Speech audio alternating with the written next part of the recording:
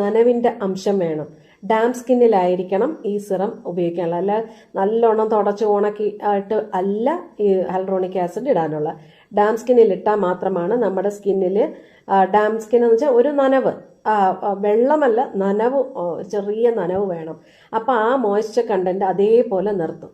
എന്നിട്ട് ഈ സിറം ഇട്ടതിന് ശേഷം ഒരു 2 മിനിറ്റ്സ് കഴിഞ്ഞിട്ട് നമ്മൾ ഒരു നല്ല മോയ്സ്ചറൈസർ കൊണ്ട് അതിനെ ലോക്ക് ചെയ്യണം.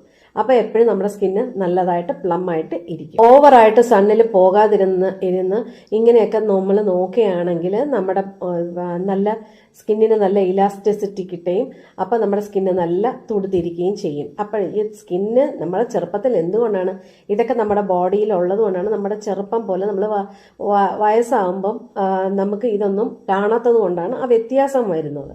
അപ്പം ഇതെല്ലാം നിങ്ങൾ ശ്രദ്ധിച്ച് നല്ലൊരു സ്കിൻ റൂട്ടീനും ഇതുപോലുള്ള